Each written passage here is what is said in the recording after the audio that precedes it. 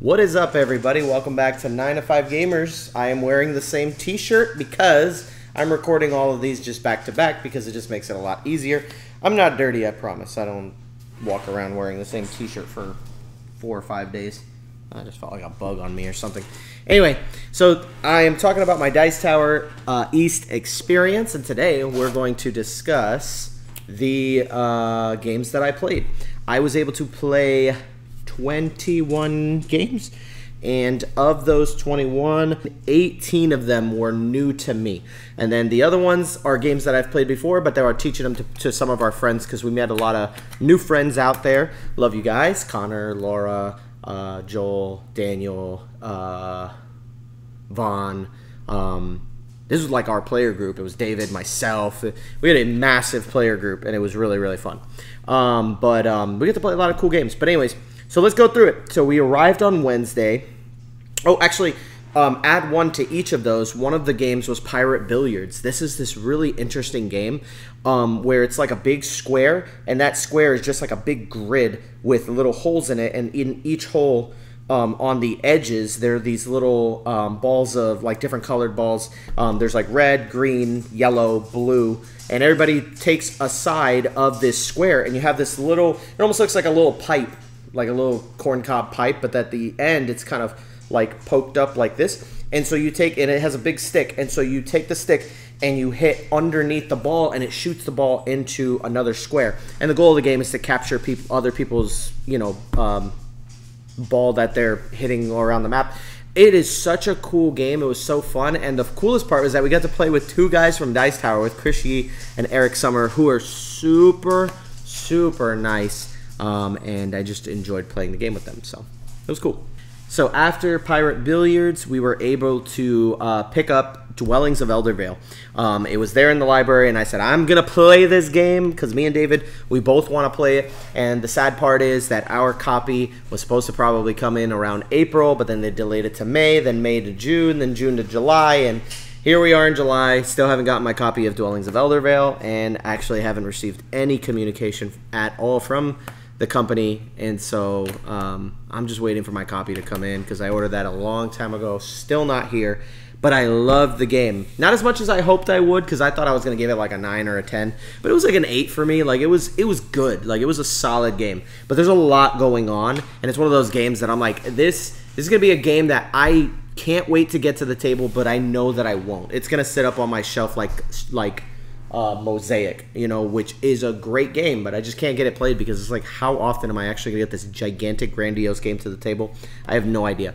But again, you don't know these things before buying them. You just kind of gotta rely on what everybody's saying, and everybody's saying it's super good, and that's all I know. Even though some of the reviews, they'll probably say all of that type of stuff, but it's overproduced, but it's great, man. But I'm gonna get the basic copy. I'm not gonna get the one with the standees and the minis that talk, that make noise and stuff. This was like the deluxe, most deluxe edition you can get. So we played that, loved it, great. It's like an 8 out of 10.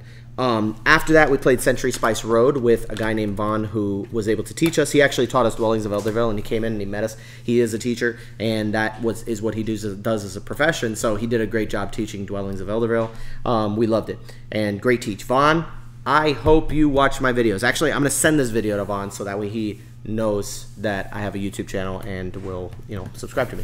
By the way, I didn't go around doing that. So just so you know, I actually lost subscribers while I was over there. I went to the Dice Tower convention. I told nobody about my channel. I didn't talk about it. I think it might have come up in a conversation when people asked me, about what I do in board gaming, and I had mentioned it like briefly, but I didn't really go around telling people or advertising that because that's not why I was there. Again, I was not there as 9 to 5 Gamers. I was there as Jeremy, just trying to play some games. But I'm going to send this to Vaughn so he can watch my videos. And then after that, we played Century Spice Road. Got to play with Joel. Joel is awesome dude, and we played Century Spice Road with him. Vaughn taught us that. Vaughn is like our best friend at this convention because he was able to teach us so many games. And I love that too, because one of the cool things about the con is that you meet people and then you get together with random people, and it's just like, yo, this is our crew. We got our 4, we got our 5, or our 3, or whatever your group is, and then everybody goes, all right, what's on your list of what you want to play? I want to play this, this, and that. I could teach you this. I could teach you that. I could teach you this.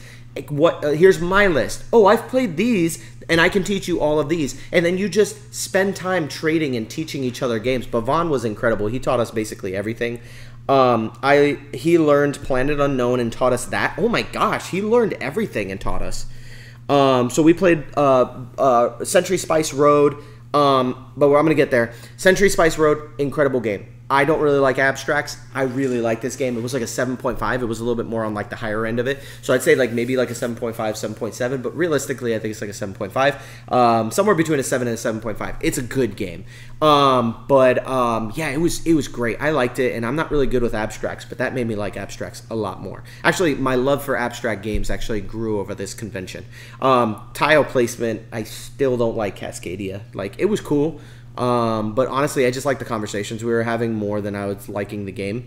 David played Cascadia for the first time, and he was like, it's fine. And I was like, see? No, there aren't too many people that actually really, really love it. But anyways, so after that, we played Planet Unknown. This was the hit for Wednesday. Out of all the games there, this was my 9 out of 10. It didn't get a 10 out of 10, but it got a 9 out of 10. And let me tell you why. It'll get a 10 out of 10 probably if I played with the past the base game. But wow. Isle of Cats in space, but better. Like, I loved it. And here's the thing, too. Isle of Cats is way more complicated and has way more going on than Planet Unknown. But my recommendation is, if you have a family, if you've got kids, get Isle of Cats. But if you have like a nice play group that you can play with, this game is a lot simpler than Isle of Cats, but not simple enough for like a kid to get, because Isle of Cats has like the child mode that you can play like the family version. But this game was really good, man. Like, I actually was just blown away with how good Planet Unknown was. I was so shook. I was like, this game is great. I love this game. David loved the game, and we were just taken aback by it. Like, everybody that played it was like, that's a good game. Yo, we should run this back. And we played with another guy that was there. He came by, and he's like, hey, you guys looking for an extra one? And we're like, yo, come play with us. I forgot his name, but you know who you are. We met a couple of times. But anyways, yeah, that was really cool. We played Planet Unknown. Then after that, we played a game called Return to Dark Tower. Now, this game is this gigantic, grandiose game with this gigantic, stinking toy in the middle of it that you drop skulls into it, and then the thing rotates and throws skulls all over the map and stuff. That game was so stinking good until two things that bothered me about that game. Number one is that the Dark Tower in the center runs on AA batteries. I think 3 or 4 of them. And we had to, and luckily Vaughn, who was with us again, and I learned how to play this game, and I taught it to everybody, but Vaughn was able to get his app running on his little tablet that he had, and so he ran the app, and he was really excited to play the game, and we all left feeling really cold about it. Like, it was good, and we were doing good. Like, we were winning. Like, we were successfully completing all the missions that we wanted to play. We played on, like, the basic mode, and, like, we were doing great. And then one of our people, Joel, he was like, okay, like, I'm really good at attacking. He had a ton of warriors. I think he had like 40 stashed warriors. He had like 45 warriors. And we're like, dude, this guy can literally defeat anybody in combat. And he goes, and there's like a dragon on the map, and he fights this dragon. And the dragon literally said, like, by the way, you lose an equipment, and if you can't lose equipment, you take like this card that makes you corruption card. And if you take 3 corruption cards, you died. He already had a corruption card, so he took a second one. Then the next thing said, oh, delete like 45 warriors. And he's like, 45 warriors? We literally lost in a single turn, because the minute somebody gets 3 corruptions, you auto loss. And we lost. And I couldn't, like, we laughed because we were so shocked, and we could not believe that we were doing so well, and the game in a random battle would just auto loss you. Like, it felt so bad that it was laughable. And because that happened, and because the tower kept dying, I was like, bro, this is like a 6 for me. Like, I think if somebody wanted to play it and they owned the game and they said, hey, would you play this? I'd be like, yeah, I'll play it. But it was good up until that point, man. And I hope that, you know, I guess I don't want to discount the game because of one bad experience with it. But, man, it was rough, man. I didn't like that. That whole you lose in one turn was kind of whack. So that was Wednesday. And then on Thursday, I was able to play. We played Scarface 1920. This was the first game that we went into. Let me tell you something about that game. Let me tell you something about Thursday. I was so frustrated on Thursday because I ended up playing these games. First game we played was Scarface 1920. David tried to teach that game. He didn't know how to play it, so he had to read the rule book. The rule book was so long. This Scarface 1920 is a good game. Don't get me wrong, but I had a terrible experience with it. It was really bad, and the only reason why is because I think that's the type of game that everybody needs to learn how to play it on their own individually and then come into the game knowing how to play, and I think you'll have a good play experience with it. Or if you have a lot of really, really smart people playing the game, I don't feel like that was our case. Not that the people we're playing with are dumb. You guys were geniuses. I was the dumb one for sure because I just couldn't get it. I was checked out. And, man, that game was a bad experience for all of us. We had no idea what we were doing. On your turn, you're allowed to do one action, but there's like a billion actions to choose from. And then it was so weird, man. Like, I was like, bro, I don't even know what to do. I don't even know how you score points in this game. Like, the game just, there was so much going on that it was hard for me to even have a good time or enjoy it. But it's so well produced, and it was such a good game. But that was another game. So I played Return to the Dark Tower at night. That was the last game I played before going home. Super big miss. Scarface 1920, another big miss. And I'm not saying they're bad games because they're definitely good games when you read them online that they're rating. But it was a bad experience. Then we played Foundations of Rome. I don't know. I think I just don't like tile placement games, but I didn't like that game either. I had a couple who came and taught it to us, and it was super great that they came and taught it to us. I think the teach was a bit long, and I was still like kind of bothered by Scarface. That when I started playing Foundations, I was like, man, I just did not have a good time playing it. It was very confusing, and the scoring at the end was just weird, and I just didn't like it. It was cool, but I did not think it was as good as everybody had made it out to be. And I don't see how you could pay $200. Like, the game is super overproduced. And I couldn't see myself paying $200 for that game. Not a game I would own. It's like in the $6 range because it's like one of those games that if somebody wanted to play, I'd be like, okay, maybe. Yeah, it's fine. We'll play. But it's not a game I would actively seek to own or get. I didn't enjoy my time with Foundations of Rome.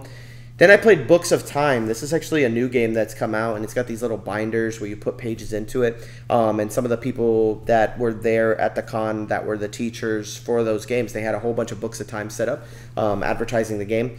And, man, we didn't get to finish. We only played half a game because it was a demo. But, man, that was another game that I was like, man, this is a miss. I don't know what I'm doing. It was weird.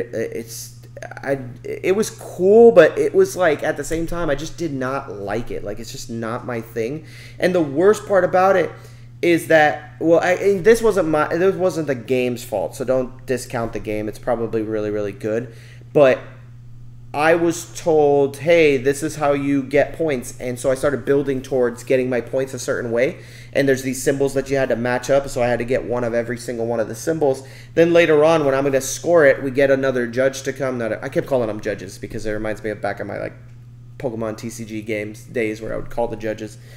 But I called over one of the guys, the representatives, and I said, hey, how do we score this? And then he's like, okay. And I was like, so I did this, and I have all the pages. He's like, yeah, but you didn't put them in order. And I was like, what do you mean? He's like, see the symbols? You have to have them in order. I'm like, nobody told me that. And he's like, yeah, they got to be in order. Like, and I'm like, how the heck do you even do that? He's like, yeah, it's kind of difficult. That's why, this scoring is a little tougher than the others. And I was just like, I'm like, bro, this is 4 bad games in a row. 4 misses, and I was so infuriated that day. Like, I was ticked. Everybody could see it on my face because I was like, bro, I feel like I'm wasting my time because I keep playing games that I don't like. So I didn't like Return to Dark Tower the night before, and then I went to bed, woke up the next day, and I had to play Scarface 1920, which I didn't enjoy. I had to play Foundations of Rome, which I didn't enjoy. These are all 6s. Again, games that were fine, but I just wouldn't want to play them. And again, this is my subjective opinion. This is not objective. Like, I'm not telling you that this game is bad, objectively. Objectively, it's a good game. I think Foundations of Rome is somewhere between a 7 and an 8. I gave it a 6 because I just didn't have fun. I did not have fun playing it. Then we played Books of Time, no good. And so that's 4 in a row. And I said, David, I swear. And he's like, bro, what do you want to play? And I'm like, you choose. And I was like, bro, I'm going to be honest with you. I need a win right now, man. I need a dub really bad. Like, because I have been taking L's this whole day. Everything I've played has been so frustratingly bad. I need a good game. I don't know what it's going to be. And then everybody was like, yeah, I don't know. What do you want to play? And I was looking at the games, and then I saw in the section where they had the racing games, Dodos riding Dinosaurs. And I said, you know what? That's a fun, silly game. It's quick. Let's just learn how to play it. And Von's like, I'll teach it. Like, I'll learn it and I'll teach it. And then I was like, okay, cool. And I think he had played it before or something, but he sets the game up for us. And I was going to learn Marvel Dagger. And I was like, I don't know. I'll probably take an L on this one too, and then maybe we could play it later. And so I started reading through the rulebook for Marvel Dagger, and then he taught the game, and I was half paying attention. And then we start playing. Y'all, let me tell you something. We, at the table, I think it was 6 of us playing, we were at the table yelling, screaming, shouting, throwing stuff. This was the highlight of my day. And I don't know if it was because all the games were so bad before that this game just happened to shine. I literally give Dodos Riding Dinosaurs, I literally give that game a 10 out of 10. Like, that game is phenomenal. How much did I like it? Let me show you how much I stinking like it. This is how much I like the game. I literally bought it at the con. And so I love this game so much. I literally had to pick up a copy ASAP. Dodos Riding Dinosaurs. Dude, we played this game and we loved it, man. We were screaming. Everybody at every table was looking at us going, bro, I'll have what he's having, right? Like, they just thought, dude, these guys are having a blast. And we really did, man. And it was so funny and it was so stupid. And this game is so dumb. But it's so good, man. I was like, yo, how is this game this good? Like, guys, I'm working on getting, like, my own little seals, because I know, like, some channels have those, but I want to create, like, my own little seal. Probably be like a lunchbox, like a golden lunchbox. This is getting a golden lunchbox, man. I don't have that thing yet. My wife's actually working on a design for it, but this gets the golden lunchbox. Haven't made that official yet, but, like, we're making it official today. Golden stinking lunchbox. Any game that gets, like, a 10 is a golden lunchbox. Anything that gets like an 8 or a 9 is going to get a silver lunchbox, and anything that gets a 7 will get a bronze lunchbox. Okay, that's what it's going to be. Golden lunchbox. This game's super fun. Highlight of my night. I absolutely loved it. And then afterwards, that was the last game we played for the night. We went home, and then the next morning, I woke up. So that was Thursday. Then Friday, we woke up that next day, and we came in to the con, and they had like the garage sale, and I'm gonna go through all the games that I got in the garage sale. We did that, and that was the Tom Vassell garage sale. And then Saturday they had the flea market, which I did, and then Sunday they had a worship service, which was really cool. But the games I played on Friday, we woke up. The first game I think we played was Mind MGMT. I taught David and Daniel how to play that game. Daniel had a great time. I think David and I were super, super tired, though, and David thought it was a good game. He's like, it was a cool game. One of the things about David is that David, doesn't matter how big the game is, David always calls everything a cool little game. Like, even if it's like the deluxe edition that's like massive, he's like, that's a cool little game, man. Super cool. So David thought it was a cool little game, and we're going to do a list of all the cool little games that David loves, which are going to be like super huge big box games. So we played Mind MGMT. That was really fun. Taught them how to play that. Then I taught some people how to play Distilled. and David played that one as well, and he loved that game. Everybody who played it loved it. They said this game's great, and again, that's another 9 out of 10 for me. I love that game, but I've already played it and reviewed it on the channel, so you guys know that I love the game, and it is fantastic. So we played that. Then afterwards, we tried to relax a little bit and just kind of end the. Oh no, we did not. We played Wonderland's War. This is the Alice in Wonderland themed game where you go around and it's like a bag builder where you're building chips and stuff like that of different. Let me just take the iPad over here. Where you take out chips and you do battle, and there's like a little tea party where you go around collecting cards, and those cards allow you to get different chips and also put your little soldiers out into the battlefields, and then you run afterwards. After the tea party, you run battles, and then you and the people who are fighting will take out a chip and show it to each other, and then determine if you guys are going to fight and do what you want to do. If you won, you could like duck out of the fight to get like half the victory points, and so it was really cool. I like the game fine. It's not a game that I would own. If David owned it, I would like playing it again. It was a good game. Like, for me, it was definitely, like, objectively, that game's at least an 8. And we're playing the Super Deluxified version, which I guarantee you, if I bought that game or if I had to play that game, I would only want to play the Deluxified version. After being spoiled like that, that's one of the bad things about the convention. You get so spoiled with all the deluxe editions of the game, when you get the regular copies, you're like... Unless you're an amazing person who doesn't like all that stuff and you're not super vain like I am, I always want everything upgraded. But anyways, that was a hit. That was our hit from Wednesday. So the first night, our hit was definitely Planet Unknown over Dwellings of Eldervale. And the next day, our hit was Dodos riding Dinosaurs. For Friday, our hit was definitely Wonderland's War. That was definitely the coolest game. Then after that, we wanted to chill out, so we played Fun Facts. Vaughn taught us that game. He bought it, and I actually have a copy of that came in. But Fun Facts is a really cool game where you just kind of like, yo, this was crazy because we were playing with 6 people, and as we're playing Fun Facts, these are people I don't know. Like, I don't know these guys super well. I've met them before because we're all local, but I don't know them. But when we played Fun Facts, bro, like, it basically, you have this little arrow, and you write your name on the one side, and then on the other side, you answer questions. So it says, how would you rate your current hairstyle from 1 to 100? And so then everybody has to rate it, like, you know, my hairstyle, honestly, I don't like my hairstyle 0. I love my hairstyle 100. So everybody has to be, like, objective with it. And so then afterwards, once you have written your answer down, the first player will put their token down. Then the next player will go, and they'll either put it below the token or above the token that was already placed, saying, do I think I like my hairstyle more than this person? Yeah, I think so, so I'll go above, right?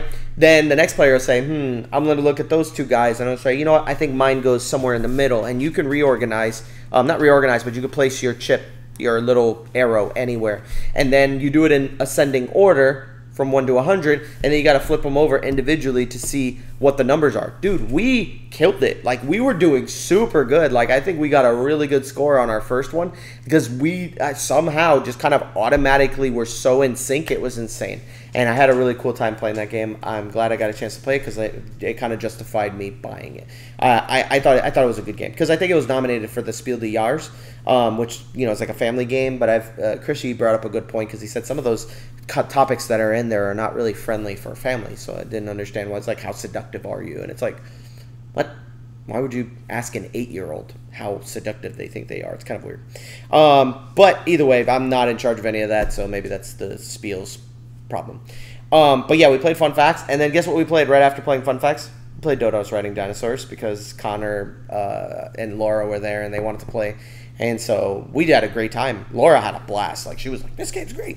And it was super, super fun, man. We had such a blast playing it again for the second time. And we played it again. That's the only game that we, like, repeat played. Actually, that's not true. So after that, that was it for that night. We went back home, came back on Saturday. I went ahead as soon as I got there, and I was like, I'm going to play Marvel Dagger. And then right when I wanted to play it, I was like, I took it out because I was like, I'm going to play this eventually, right? But we ended up playing another game of Mind MGMT, actually, that day because two people, Connor and Laura, wanted to learn how to play it. So I taught them how to play with me and David and Vaughn, and we had a great time playing it again. Vaughn got to play as the recruiter, so it was really cool. So we played a 5-player game of that. That was fun. They liked it. And then after that, I grabbed Marvel Dagger, and I was like, I'm gonna learn how to play this game. And so I met up with David in one of the tables, and he's like, hey, bro, I'm gonna like go in there. They want to play Lords of Waterdeep, and he's like, do you want to play Lords of Waterdeep? And I was like, I'm out. I don't really enjoy Lords of Waterdeep. It's not a bad game. It's just that worker placement has gotten so much better since that game came out because it's a lot older. And I'm like, honestly, there's better worker placement games. It's kind of like Agricola. Agricola is so old that it's like there are better games that are better than that do this kind of mechanic better. But Lords of Waterdeep is definitely a classic. But I didn't feel like playing it. I was like, I'm gonna play Marvel Dagger by myself. I played a 3-player game of Marvel Dagger. I really like that game. Like, I really do. Setup was insane. It took me so long to set that game up. I think once you're familiar with the setup, you can kind of set it up on your own and do it. But apparently it's Eldritch Horror, which I've never played before, as a Marvel-themed game. So that was pretty cool. We got to play that. And I went through the rules. I learned how to play it. And I played it, I think, like an hour and a half, 2 hours in. They finished their game of, like, Lords of Waterdeep. And then they, I was like, you know what, I just wanted to play Marvel Dagger enough to know if I liked it enough to buy it, which I didn't. I didn't like it enough that I want to purchase it. Only thing that deters me from buying that game currently is that it's way too expensive. The fact that they're selling that game for $90 after having played it makes absolutely no sense whatsoever, and I am 1,000% justified in that. I remember asking them that in one of their live streams. I said, why is the game so expensive? Because all it has is cardboard standees. Like, it doesn't even come with like miniatures. Like, I would think a game like that would at least come with miniatures or something like that. And it didn't. And I just didn't understand how they could justify charging so much money for a game with cardboard standees. It didn't make any sense. The game board is like decently big, but it's not anything crazy that I've never seen before. The materials are fine. Oh, it was, excuse me. I really think that it's overpriced. I think Cool Stuff had it for like $70. I'd buy it if I could find it like $50 or under. I would definitely buy it. But I'm just going to literally take like my Marvel United characters and just use those as the characters because it just makes more sense. But Marvel Dagger was great. I will buy that game eventually, but just when it's on sale because I think it's way too overpriced. Then after playing that, we played a game of Thunder Road Vendetta, which was really cool. I thought that was a really cool game. The guy who taught us that game was such a good teacher. I felt so outclassed. I've never felt so inferior in my life because I was like, bro, this guy, I want this guy to just like rent a room in my house for game nights because, dude, what an awesome teacher. Didn't even remember his name, but he was awesome. Then we played that 4-player game. He did explain the game that it was a racing game, but I'm going to be honest with you. If I were to teach that game, I would not teach it as a racing game. I would teach it as a skirmish game. I'd say this is a skirmish game. You are fighting each other, trying to eliminate each other. Once one of you gets eliminated, there'll be a finish line, and whoever crosses it will win, but your main goal is to try to eliminate and fight each other. Because if you play the game as a racing game and all you do is avoid each other, literally the road doesn't end until somebody dies. So we played that game for like 2 hours. And I was just like, I'm checked out. And it was at the point that I was just kind of like, I'm checked out. You know what? Slam. Rolling the dice. Boom. Knocked you off a cliff. Get the heck out of here. And then I just started playing super aggressive. And then everybody else responded with that super aggressive. Then that's when the game started getting good. But until then, it was really tough, man. And it was kind of like okay. But I think Thunder Road Vendetta is a great game. Objectively, subjectively, it's okay. I thought it was fine. Then after we played that, we played a game of. I was like, you know what? I want to play something that's not too brain burning or crazy. So I want to learn MILFFiori. I was like, that was a game that I was like interested in learning, and so I took it to the back. We learned it. We played it. So this is a game that I think Mike from Mike DeLisio champions this game. He really, really loves it. Maybe he doesn't champion it as much as Merchant's Cove, but I wanted to play that, but I couldn't get a game of that in. But I didn't want to play it because it's on my shelf for shame. But my opinion about MILFFiori,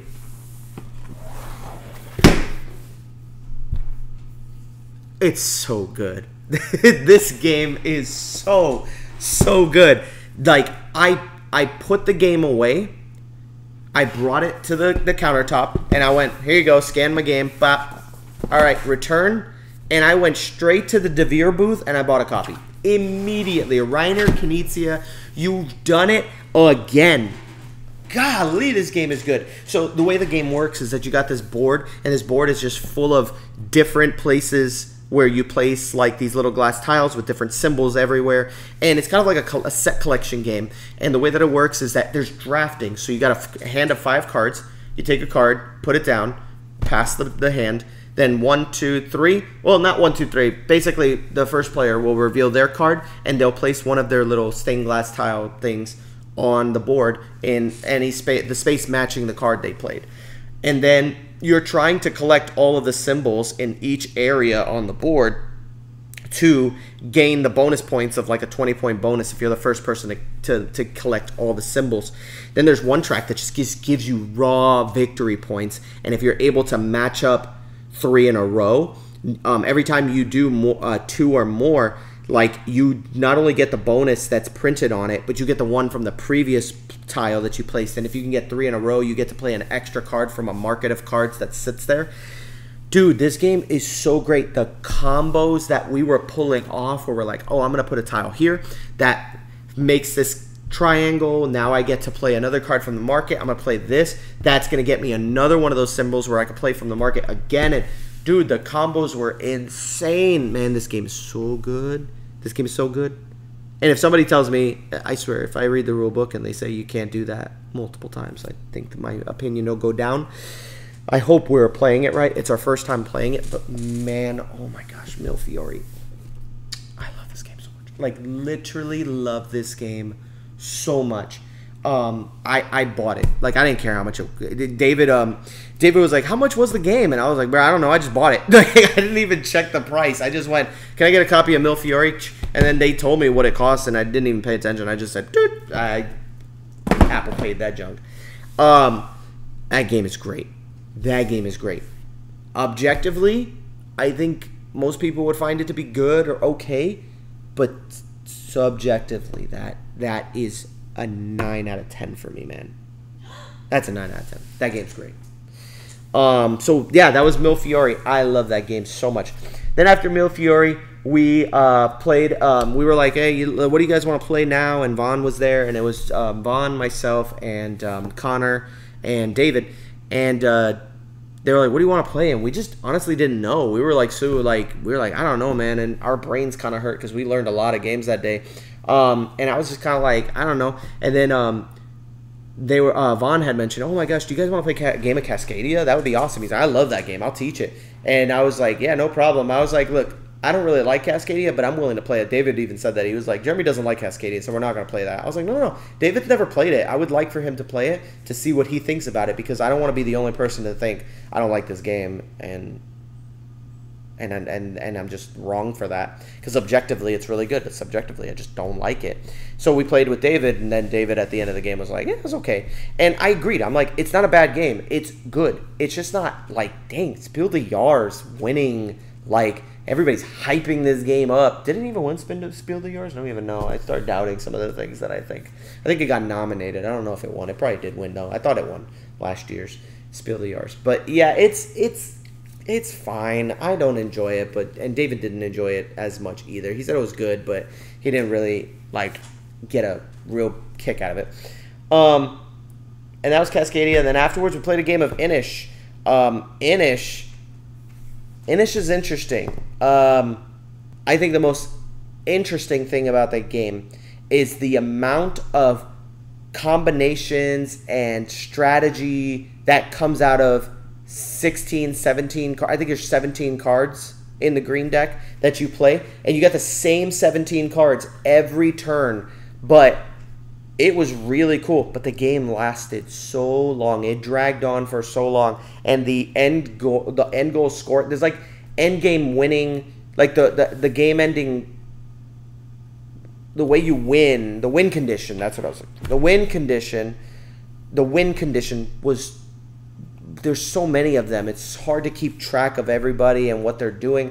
This is a game that definitely gets better if you play it more and you know all the cards, you memorize them, and you know what they do. You could definitely get some really strategic plays out of it. But for me, it was fine. It's not better than Kemet at all. I think that there's a lot of people that are like, oh, Inish is better than Kemet. I wouldn't trust those people at all because Kemet is clearly better than Inish. Inish is good, but I don't know. But again, that's subjective. But I still think that objectively, Kemet's a better game. But subjectively, that's fine. Then we played a game called Bonanza by Uwe Rosenberg, I believe, created it. And it's a game where you just plant bean crops, and you have two little places where you could plant. And then if you plant, you got to like put a card there, and then you've got to like keep your cards in your hand in a specific order, and you got to play them one after another on top. So it was a really interesting game. Honestly, I really had a great time playing that game. It was so much fun, and you just get to trade with each other, and you're just like, yo, listen, I'll trade you a bean pod for that green bean, and there's just a bunch of different types of beans. And it was really fun, man. We had a great teach, and it was really good. And there was a lot of cool, fun interactions that happened. We just had a blast playing that. That game's like a solid, like, for me, like an 8.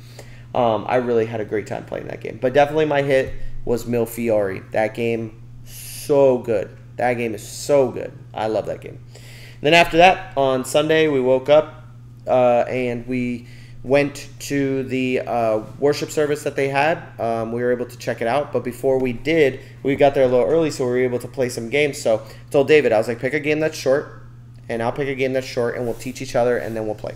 And so he taught me how to play Onitama, and I won, and it was really good. I loved Onitama. Onitama's like a chess, like a Chinese chess game. It was really, really fun.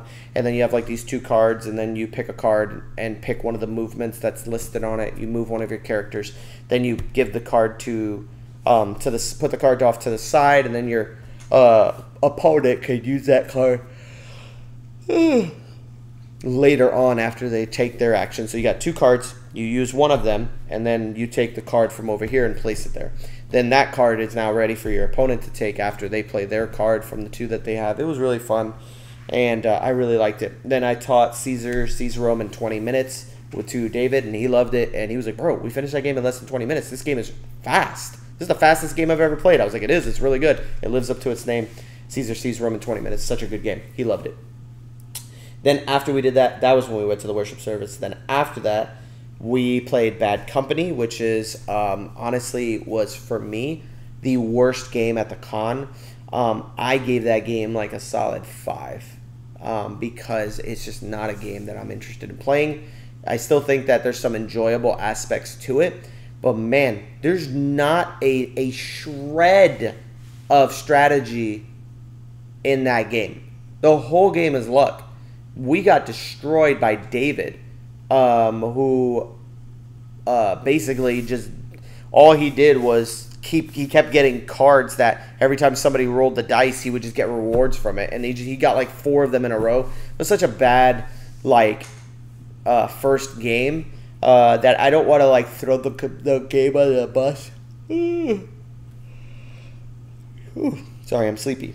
I don't want to throw the game under the bus because it wasn't a bad game at all, but it definitely wasn't like in my favorite games at all. Like it was, to me, I was like, it's just luck. Like there was no skill. I don't feel like David won because of skill. Now, a game we did play that I forgot to mention before was a game called Rolling Heights. That game was really, really fun. You roll meeples, and then if the meeples are standing up on their feet, they work hard.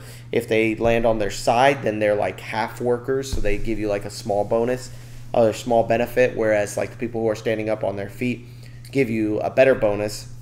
And then if the meeple, it's just cool rolling meeples, man. Like I loved getting all these different colored meeples and just throwing them in the box and figuring out who's working hard, and who's standing up, and who's like, falling asleep and on the job. It was super fun and super cool. Then after that, that was a day before. Onitama Caesar, Bad Company, and then we played It's a Wonderful World that I really, really liked. I really liked that game. It was really cool. David won that one as well. He won it because he got like the most points, but it was super fun to just combo and figure out how to make these production engines. It was so easy to play. The game, I think the game had like a 4-page rule book. I was able to learn it and teach it in like 20 minutes. It was really good. It's a Wonderful World is a great game, and I'm glad I got a chance to play it. But that was pretty much it, man, from the convention. That's all the games that we played. A lot of these games were new to me. But if you want ratings for It's a Wonderful World, I think I was like at a 7.7, where I was kind of like, it's not quite an 8, but it is good enough that I would want to play it again. I don't know if I would own it, but it was a really good game. I enjoyed it. That's pretty much it, man. Thank you guys for tuning into this video. Like, comment, subscribe, and check out memberships. The more members we get, the more we can afford to do more stuff on the channel. So please show your support by clicking on memberships. If you want to become a member, you can just click the little join button. It should be there. If you're not seeing it, you could always just go on to log into a computer and do it through the computer. It's weird. I don't know why YouTube hasn't fixed this yet, but for like somebody who asked about membership, they said, hey, I don't see an option for it. And I had to literally Google it and look it up because I couldn't understand why they couldn't see it. But again, you have to do it on a computer if it doesn't show up on your app. But again, YouTube needs to fix that. But yeah, so if you want to become a member, become a member. I would love to have you guys part of the 9 to 5 gaming crew. And that's pretty much it. Catch you on the flippity flip. Love you guys. Peace out.